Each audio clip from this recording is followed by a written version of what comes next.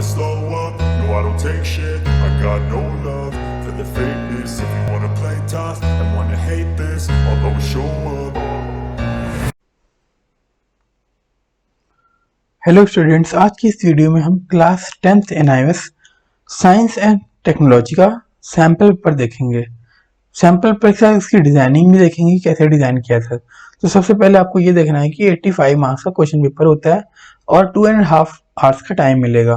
Weightage bye objective में देखें तो नॉलेज बेस्ड क्वेश्चन 26 मार्क्स के आते हैं, ठीक है। ओवरऑल 30% कवर करता है ये। अंडरस्टैंडिंग बेस्ड सबसे ज़्यादा आते हैं 42 मार्क्स के, जो कि 50% कवर करता है। उसके बाद एप्लीकेशन बेस्ड 12 और स्किल बेस्ड 85 मार्क्स का क्वेश्चन पेपर इस तरह से डिजाइन होता है। उसके बाद weightage bye type of questions अगर हम देखें तो लॉन्ग आंसर क्वेश्चन जो है वो 3 इंटू 6 18 मार्क्स के आते हैं, मतलब 3 क्वेश्चन जो है 6 नंबर वाले आते हैं 18 नंबर के। टाइमिंग की बात करें तो 10 मिनट एक क्वेश्चन पे, तो 3 क्वेश्चन पे आएंगे 30 मिनट्स, आधे घंटे में आपको करना होगा, एक एवरेज लगा रखा है। उसके बाद शॉर्ट आंसर क्वेश्चन है 11 जो कि 4 नंबर के आएंगे, तो 44 नंबर के हो गए। टाइमिंग की बात करें तो 11 क्वेश्चन है तो 6 मिनट एक क्वेश्चन का, तो 66 मिनट इसके मिलेंगे। उसके बाद VSA देखते हैं, very short answer type question जो है वो 7 और 2 नंबर के, तो 7 इंटू 2 14 मार्क्स के। टाइमिंग सेम 3 मिनट्स मिलेंगे आपको, 7 के लिए 21। एंड MCQ जो है वो 9 होंगे, ठीक है, तो 9 इंटू 1 9 मार्क्स। और टाइमिंग जो है वो 2 मिनट एक MCQ पे मान के चले तो 18 नंबर, तो टोटल 135 मिनट्स होते हैं। और आपको जो मिलते हैं वो मिलते हैं 150, ठीक है। तो 15 मिनट जो है आपको रीडिंग रिवीजन के लिए एक्स्ट्रा दिया जाता है। उसके बाद वेटेज बाय कंटेंट, मतलब मॉड्यूल वाइज क्वेश्चन कैसे होते हैं। तो पहला मेंसुरेशन जो है, मेजरमेंट जो है वो 4 नंबर का आता है। उसके बाद matter structure and behaviour 12 marks का है, ठीक है। उसके बाद आपका फिजिक्स वाला पार्ट आ गया, मोशन जो है फोर्स वाला है वो आएगा 5 नंबर का। एनर्जी जो है वो 14 नंबर का आएगा आपको। Universal and our earth 6 number का, थोड़ा छोटा चैप्टर है ये। उसके बाद इन्वायरमेंट जो EVS वाला चैप्टर है वो 8 नंबर का आएगा। Man made resources environment problem 5 number का। और लाइफ प्रोसेस जो है बायो का सबसे ज्यादा 17 नंबर का आएगा। इसमें काफी चैप्टर्स हैं और बड़े बड़े चैप्टर्स हैं, इसलिए हाइजीन सबसे छोटा चैप्टर है, हाइजीन और एग्रीकल्चर, जो कि 4 नंबर के आएंगे। टेक्नोलॉजी एंड कम्युनिकेशन ये एडवांस फिजिक्स है जो कि 6 नंबर। तो टोटल 85 मार्क्स का क्वेश्चन पेपर इस तरह से डिजाइन होता है आपका। उसके बाद हम देखते हैं क्वेश्चन पेपर, ठीक है। सेकेंडरी लेवल मतलब 10th का है, 2.5 घंटे पेपर होता है, 85 मार्क्स का होता है। सारे क्वेश्चन आपको करने होते हैं।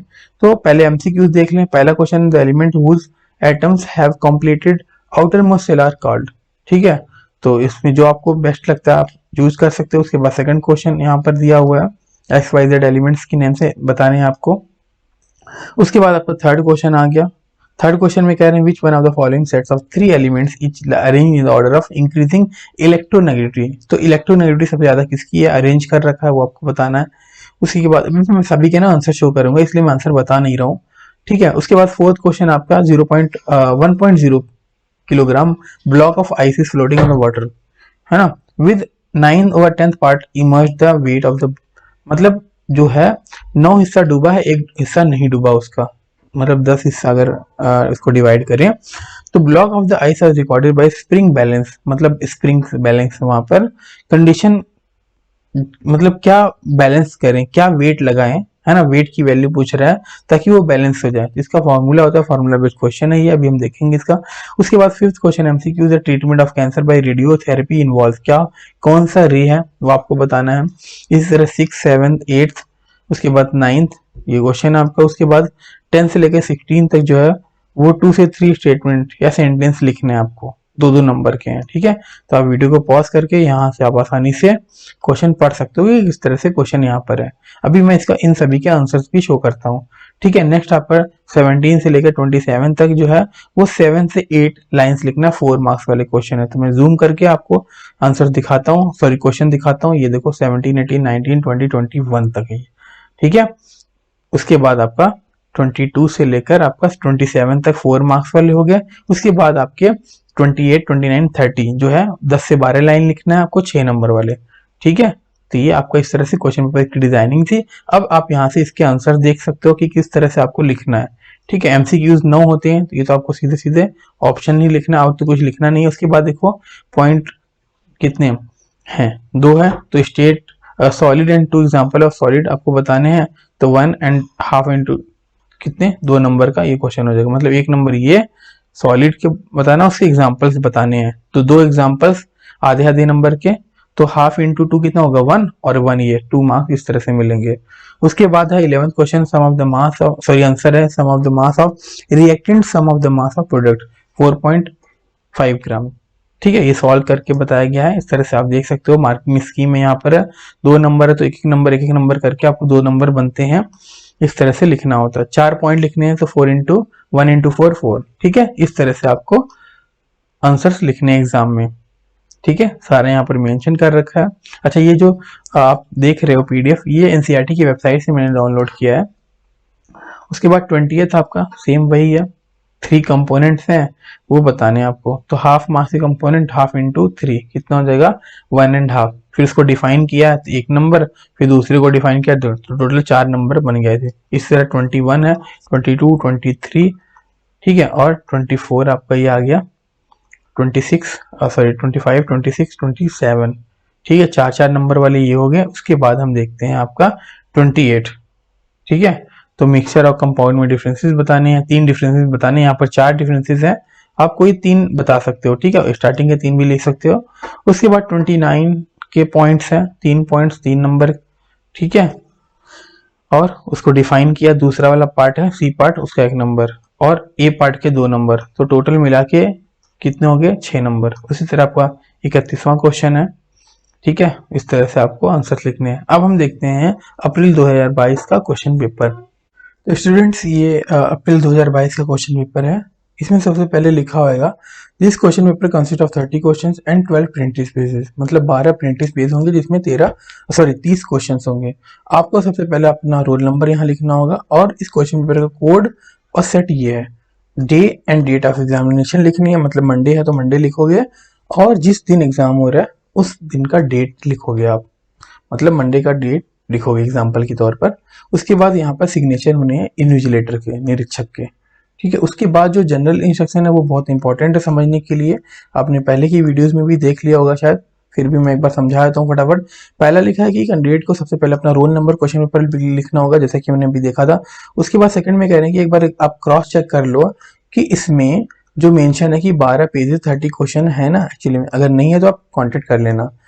उसके बाद थर्ड में कह रहे हैं कि जो एमसीक्यूज है उसमें सिर्फ और सिर्फ उसके ऑप्शंस लिखने हैं, पूरा का पूरा क्वेश्चन उतार के टिक नहीं करना आपको। फोर्थ में कह रहे हैं कि जो गिवन टाइम है उसी अलॉटेड टाइम में, मतलब जो अलॉटेड टाइम है उसी अलॉटेड टाइम में ही आपको सब कुछ करना होगा, कोई एक्स्ट्रा टाइम नहीं मिलेगा। फिफ्थ में कह रहे हैं कि कोई भी आइडेंटिफिकेशन अगर मार्क करते हो आंसर बुक पर, ठीक है, या अपना रोल नंबर लिखते हो कहीं भी, तो आप डिसक्वालीफाई हो जाओगे।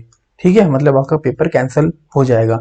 सिक्स में कह रहे हैं कि आपको आंसर बुक पर सिर्फ और सिर्फ क्वेश्चन पेपर का कोड और सेट लिखना है, और कुछ भी नहीं लिखना। सेवेंथ मोस्ट इंपॉर्टेंट है कि अगर आप इंग्लिश हिंदी में पेपर नहीं देना चाहते, एक्चुअली में ये क्वेश्चन पेपर जो है वो हिंदी और इंग्लिश में, अगर आप हिंदी इंग्लिश में नहीं देना चाहते हो तो यहाँ पर जो लैंग्वेजेस मेंशन है इसमें से कोई एक लैंग्वेज में आप आंसर कर सकते हो। हाँ, अगर सपोज करो आप इंग्लिश थोड़ी सही है, आप चाहते हो कि नहीं फिर भी मुझे कन्नड़ में देना है, तो आप कन्नड़ में सॉल्व कर सकते हो।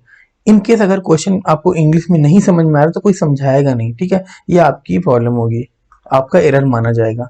ठीक है, कोई भी हेल्प नहीं करेगा। वही चीज यहाँ पर इन्होंने हिंदी में लिख रखा है। ठीक है, नेक्स्ट हम देखते हैं अपना क्वेश्चन पेपर। सबसे पहले क्वेश्चन पेपर पे लिखा है साइंस एंड टेक्नोलॉजी, विज्ञान एवं प्रौद्योगिकी, 212 कोड है इसका, 2.5 घंटे का पेपर है, 85 नंबर का। ऑल क्वेश्चन आर कंपल्सरी, और जो मार्क्स है उसके सामने इंडिकेट किए गए हैं। ठीक है, तो पहला क्वेश्चन आपका यहाँ पर पावर का एसआई यूनिट पूछा है।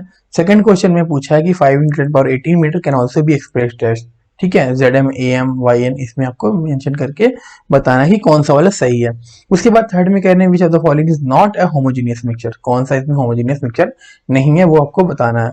फोर्थ क्वेश्चन है फॉलोइंग स्टेटमेंट आपको पढ़ना है, आपको इसमें से बताना है कि कौन कौन से सही है, मतलब पहला दूसरा सही है, या पहला तीसरा सही है, पहला चौथा या दूसरा तीसरा सही है। लेट सपोज अगर सी सही है तो आपको सिर्फ सी लिखना है और कुछ भी नहीं लिखना। ठीक है, अच्छा, उसके बाद नेक्स्ट देखते हैं हम fifth question, a mango falls from a tree due to gravitational attraction between the earth and mango. Mango यहाँ से नीचे गिरता है due to gravity. If F is the magnitude of the force, force जो है अर्थ पर लग रहा है इसलिए एफ दिखाया गया है, और मैंगो पर जो लग रहा है एफ एम का है। ठीक है, तो कह रहे हैं कि 4 centimetre mango on the earth, then उसके बाद ब्लैंक है, तो कौन सा इसमें ऑप्शन सही है? ठीक है, F is very much greater than F M होगा या F M is very much होगा, इस तरह से आपको यहाँ पर इसका आंसर बताना है। उसके बाद 6 क्वेश्चन में कह रहा है कि body falling from a height of 100 metre after it has fallen through a distance of 25 metre from the top, it will possess. ठीक है, तो इसमें कौन सा ऑप्शन बताना है। इसी तरह 7th क्वेश्चन और 8th क्वेश्चन, ये 8th केमिस्ट्री का है, 7th बायो का है। उसके बाद आपका 9th क्वेश्चन आ गया केमिस्ट्री का, वो आपको बताना है। उसके बाद 10th आपका एमसीक्यूज, लास्ट नहीं 9th एमसीक्यूज हो गए ना। उसके बाद आपका आ गया 10th 2 नंबर का क्वेश्चन है, 2 मार्क्स का है। कह रहा है एसआई यूनिट बताना है वाइल मेजरिंग, इलेक्ट्रिक करंट का बताना है, ठीक है, टेम्परेचर फर्नेस का बताना है, लेंथ हॉकी प्ले ग्राउंड का, अमाउंट ऑफ सब्सटेंस, ठीक है, मोल जिसको कहते हैं। बाकी आपको पता होगा, आप इसका आंसर कर सकते हो। 11th क्वेश्चन है balance the following chemical equation and identify the type of chemical reaction. तो आपको बैलेंस करना है और बताना है कि किस टाइप का है। ठीक है, चलो उसके बाद हम देखते हैं 12 क्वेश्चन। 12 क्वेश्चन आपका वेलोसिटी वाला चैप्टर है, उससे लिया गया है। उसके बाद हम देखते हैं आगे 13 क्वेश्चन, इसमें आपको बायो का चैप्टर है। गिवन फिगर, यहाँ पर फिगर है प्लांट सेल का, नेम बताना है कि कौन सा पार्ट है, मतलब डी सी बी ए। तो आपकी बुक में फिगर है, वहां से आप याद करके बता सकते हो सेल में। जैसे बी तो आपको माइटोकॉन्ड्रिया है, ठीक है, इस तरह से आप सी प्लाज्मा, इस तरह से आप इसके आंसर्स बता सकते हो।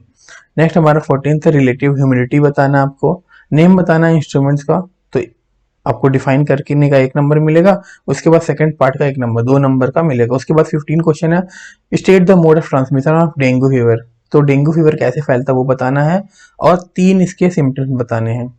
ठीक है, तो 2 नंबर का ये भी है। उसके बाद 16 क्वेश्चन है name the scale on which the intensity of earthquake is measured, of an earthquake measure. तो स्केल रिएक्टर स्केल पे नापा जाता है ना, तो सजेशन भी देना 3 प्रिवेंशन कैसे बच सकते हैं, उसके लिए आपको 2 नंबर मिलेंगे। उसके बाद है 17 draw the diagram of respiratory system, diagram बताना है रेस्पिरेटरी सिस्टम का ह्यूमन बींग्स, ऑल्सो लेबल करना है पार्ट्स, ग्लॉटीज है, ट्रैकेशियल लंग्स है, ब्रोंकियोल्स है ना, ब्रोंकियोल्स है। तो इसके आंसर्स आपको, मतलब इसका जो डायग्राम है वो बनाना आपको। उसके बाद 18 को नेक्स्ट 18 क्वेश्चन है what is mean by the atomic number, atomic number क्या होता है, मास नंबर क्या होता है किसी भी एटम का। 2 एटम है, मतलब x और y डिनोटेड एज फॉलोज, यहाँ पर x और y 2 एटम दिखाए गए हैं। Find out the atomic number and valency of x and y। तो आपको बताना है कि जो एटॉमिक नंबर है वो नंबर ऑफ इलेक्ट्रॉन के बराबर होता है, और number of electron number of proton के बराबर होता है। मास जो होता है ना, मास जो होता है वो प्रोटॉन प्लस न्यूट्रॉन के बराबर होता है, number of proton plus number of neutron के बराबर होता है। ठीक है, जैसे यहाँ पर एटॉमिक नंबर कितना है 10 है, ऊपर मास नंबर बता रहा है, मतलब प्रोटॉन भी 10 नंबर है जब इलेक्ट्रॉन 10 नंबर है, तो 20 है, दैट मीन्स न्यूट्रॉन भी 10 है। ठीक है, इस तरह से आप यहाँ पर बता सकते हो। उसके बाद आपका 19th है, 19th for making cake we using baking powder.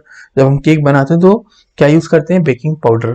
If use baking soda instead of baking powder in cake, तो पहला पार्ट है how will it affect the taste of cake and why, 2 number का। उसके बाद दूसरा part how can baking soda be converted into baking powder, 2 uses भी बताने इसके। ठीक है, तो हाउ कैन का जो आंसर है वो 1 नंबर का है, और 2 यूजेस बताओगे आधे आधे नंबर के। ठीक है, तो आधे आधे 1 नंबर और 2 नंबर, और 2 नंबर ऊपर 4 नंबर का क्वेश्चन है ये। उसके बाद 20th explain the process of covalent bond formation, covalent bond कैसे फॉर्म होता है with the help of example बताना। ये बहुत इंपॉर्टेंट क्वेश्चन है और बुक में इजीली लिखा हुआ है। ठीक है, N2 का, Cl2 का, O2 का और HCl का, आप वहां से देख सकते हैं। उसके बाद 21 है water sprinkler used for grass lawn. आप देखते हो ना पार्क में, मैदान में जो स्प्रिंकलर धीरे धीरे पानी छिटकता रहता है चारों तरफ, उसे हम कहते हैं स्प्रिंकलर, है ना, वाटर स्प्रिंकलर होता है। Grass lawn begin to rotate as soon as the water is supplied, जैसे पानी सप्लाई किया था वो चारों तरफ रोटेट करना। Name the state of the law of motion, है ना, कौन सा लॉ ऑफ मोशन वो बताना है कि कैसे किस पे काम करता है, और 3 सिग्निफिकेंट फीचर भी बताने हैं। तो एक पहला हो गया और 3 सिग्निफिकेंट, एक नंबर, है ना, तो 3 नंबर इसके और एक पहले 4 नंबर ये हो गया। उसके बाद 22 है ड्रॉ रे diagram showing the image formation by a convex lens when an object is placed. तो ए पार्ट बी पार्ट, ठीक है, एक नंबर का। उसके बाद सेकंड जो है वो 2 नंबर का। ये न्यूमेरिकल है, न्यूमेरिकल हर बार एग्जाम में देते हैं, इस बार भी आया हुआ है। ठीक है, न्यूमेरिकल अच्छे से करना। अगर आपको ये प्रॉपर सॉल्व कराना है, चैप्टर पढ़ना है आपको ये, तो आप मुझे कमेंट करके जरूर बताना, मैं पूरा चैप्टर आपको पढ़ा दूंगा। उसके बाद 23 है derive a relation for the equivalent resistance of 3 resistors connected in parallel. तो यहाँ पर रजिस्टर को सीरीज और पैरेलल का कॉम्बिनेशन था जो आपने पहले पढ़ा होगा, उसमें आपको सिर्फ और सिर्फ पैरेलल का पूछा है, उसके बाद न्यूमेरिकल है। तो 1 नंबर आपको डिराइव द रिलेशन आ गया, उसके बाद ये सॉल्व करने का आपका जो है वो 1 नंबर का। दैट मीन्स मैं दोबारा से बता देता हूँ, थोड़ा मिस हो गया बताने में। डिराइव द एक्सप्रेशन जो है यहाँ पर रिलेशन बताना है 2 नंबर का, और उसके बाद दूसरा जो है ये 2 नंबर का, 1 नंबर इसका 1 नंबर इसका, 4 नंबर का ऐसे बना आपका। उसके बाद 24 है what is mean by the genetic disorder. Genetic disorder क्या होता है, 1 नंबर का टाइप्स बताने हैं इसके, है ना, डिफेक्टिव जीन्स क्या है ये सब बताना है, लोकेटेड कहाँ पर होता है। फिर उसके बाद wise haemophilia and colour blindness found mostly in boys and not in girls, इसको एक्सप्लेन करने का। तो टोटल मिला के 4 नंबर का इस तरह से बनता है। उसके बाद 25वां क्वेश्चन है, वो भी 4 नंबर का, बाइनरी फिजन अमेबा बताना है और बडिंग हाइड्रम बताना है। तो 2-2 नंबर लेबल डायग्राम का बताना है, लेबल डायग्राम के साथ बताओगे तो 2-2 नंबर 4 नंबर इसके मिलेंगे। उसके बाद 26 है what is mean by the ecosystem. बहुत इंपॉर्टेंट क्वेश्चन है, बहुत कॉमन क्वेश्चन भी है इकोसिस्टम वाला, कई बार मल्टीपल ऑफ टाइम्स ये क्वेश्चन आ चुका है एग्जाम में। Taking the example of a pond explain the terms abiotic and biotic component of the ecosystem. ठीक है, तो इसका आंसर लिखना आपको। उसके बाद आपका how is compost different from vermi compost. Compost vermi compost से कैसे डिफरेंट है ये बताना है। How will you make vermi compost for your school garden. ठीक है, चलो उसके बाद हम देखते हैं 28th question, name the 3 amorphous form of carbon, how are they formed, write one use of each them। 6 marks का है। ठीक है, 29th है state any 3 merits and 3 defects of Mendeleev's periodic table. तो ये भी 6 नंबर, ये भी मोस्ट इंपॉर्टेंट क्वेश्चन है। उसके बाद 30th लास्ट क्वेश्चन है what is biomass, how can it be used as a source of energy. तो जैव भार किसे कहते हैं और इसका जो ऊर्जा स्रोत है उसे कैसे उपयोग में लाया जा सकता है, इसके एडवांटेज बताने हैं, लिमिटेशंस बताने हैं बायो मास का as a source of energy. ठीक है, तो 6 नंबर का इसका भी है। तो ये दोनों क्वेश्चन बहुत इंपॉर्टेंट है, कई बार आ चुके हैं एग्जाम में। ठीक है, चलो आगे देखते हैं हम। सेम वही पैटर्न यहाँ पर भी लिखा, बस ये सेट बी है, तो क्वेश्चन आगे पीछे होते हैं इसके। तो यहाँ से आप देख सकते हो सेट बी है,